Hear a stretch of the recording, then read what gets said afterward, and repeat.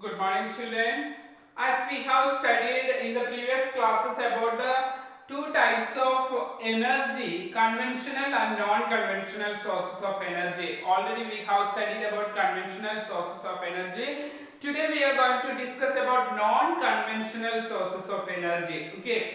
So we know that what is non-conventional sources of energy. We already studied about fossil fuels and other firewood, etc. These are the conventional sources of energy resources. So here, non-conventional sources of energy. We know that a large number of population is increasing in the world, so that the consumption of energy also is more increasing. So we need to find out alternative ways of energies. Okay, what are the sources of energy? We need to find out more, because when some of the sources of energy which gets over or get exhausted, so we need to find out another way of producing energy. So here the increasing use of fossil fuels, we know that it was formed millions of years ago. When it gets over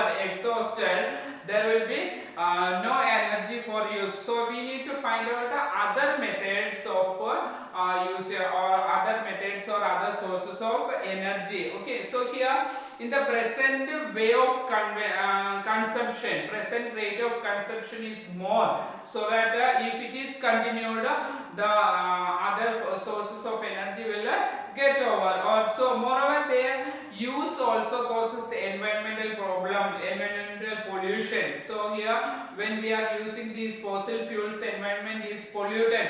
So two reasons. One reason it will get exhausted. The other reason, environmental pollution. So we need to find out any other alternative methods. So therefore, there is a need for using non-conventional sources which are available in the nature. That means we can say some examples: solar energy, wind energy, tidal energy, which can be replenished or renewed. So that this energy, solar energy, we know that the sun gives heat and light. This can be utilized and it is stable. There is no question of exhausting or getting exhausted, never, because solar energy, tidal energy and wind energy, this is available on the earth's surface. So this can be used as non-conventional source of energy for the future.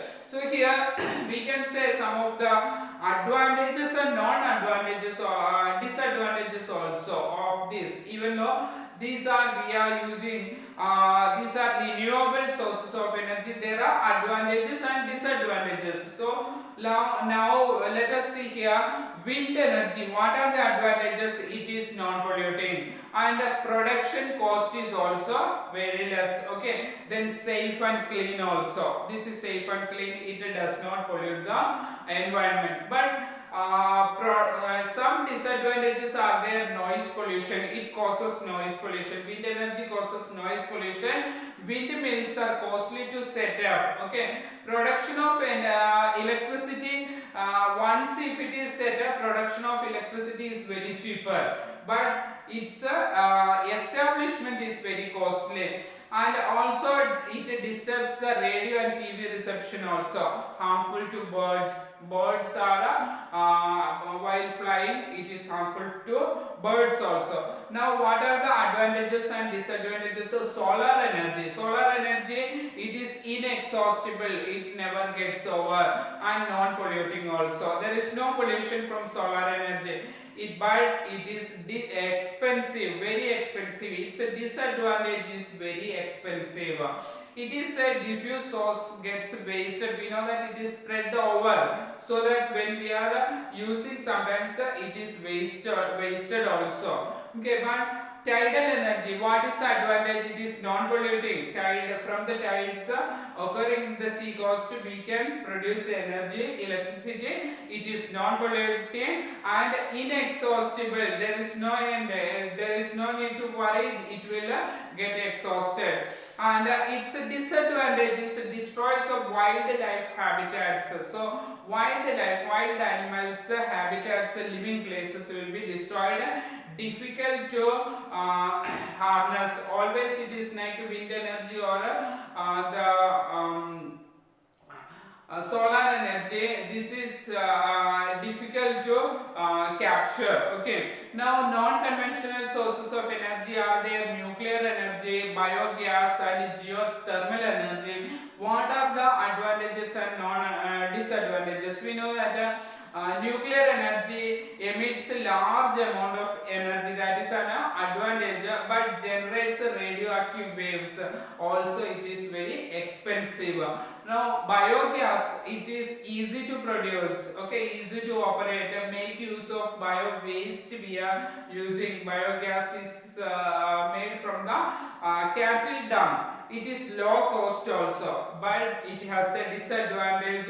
It causes greenhouse effect. Greenhouse gases are produced from it, so that is polluting the environment. Then geothermal energy is another one, is which its advantage is clean, eco-friendly, and always available also. But the problem is it is located far away from the city. It cannot be established in the towns and cities, so that we need to transport this energy to the cities and towns. It becomes costly. Okay, now these are the advantages and disadvantages of the different types of sources of energy. Now let us discuss about solar energy.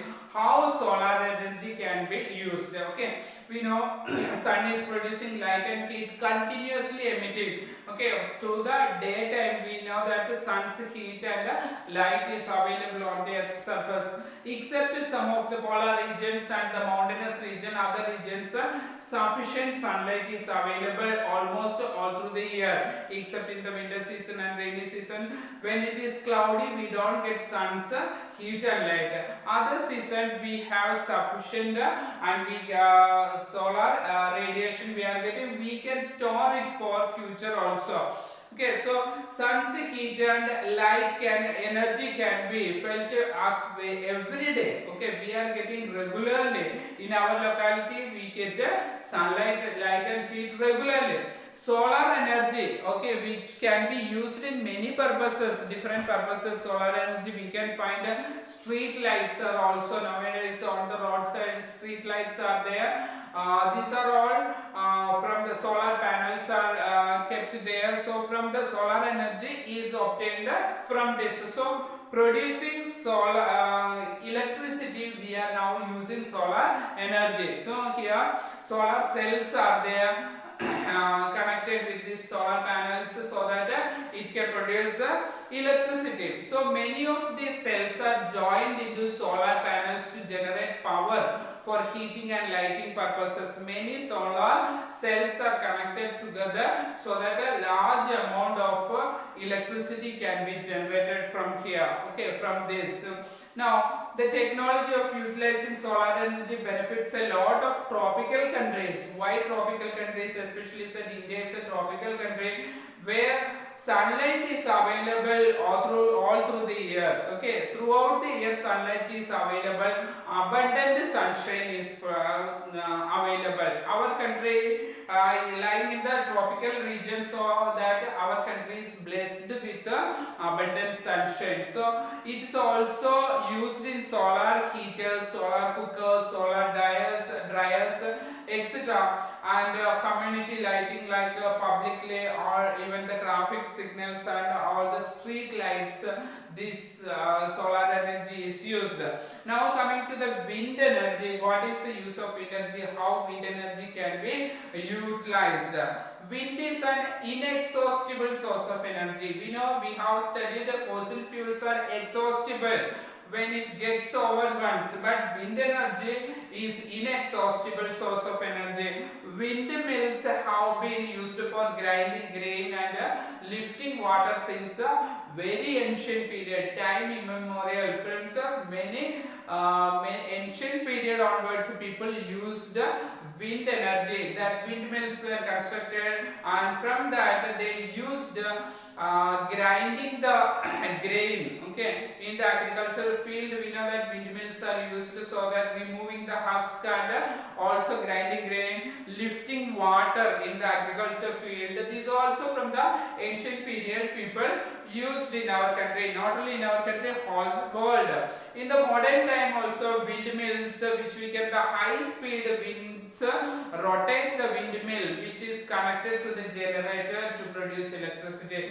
Windmills you can find in the where some of the coastal areas and some particular countries which have more wind is found, more wind is available, their windmills are constructed. So this can produce electricity. Okay, so to generate electricity windmills are used.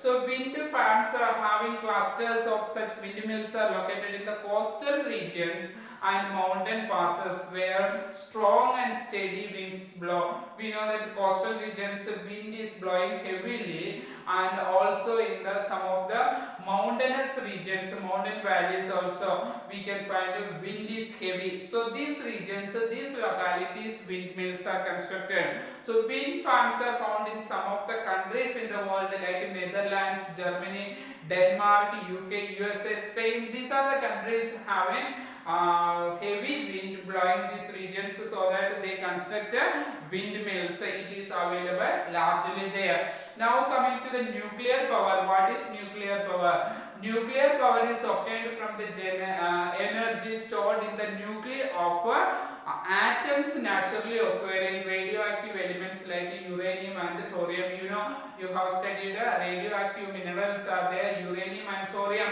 From that the nuclear power is obtained. Okay, so these fuels undergo nuclear fission in nuclear reactors and emit power. How they are emitting power? They are creating power. It goes through the nuclear fission in the nuclear reactors so that it can generate power. Okay, the greatest producers of nuclear powers in the world and India also. We have some regions in India, and in the world there are USA and Europe are the important countries. In European countries are there, and USA also generate nuclear power. In India also few of the regions like Rajasthan and Jharkhand have large deposits of uranium and thorium, and also here this Jharkhand, then thorium, you know, you have studied earlier class. Thorium is largely found in the large quantities in the monazite sands of Kerala. Okay,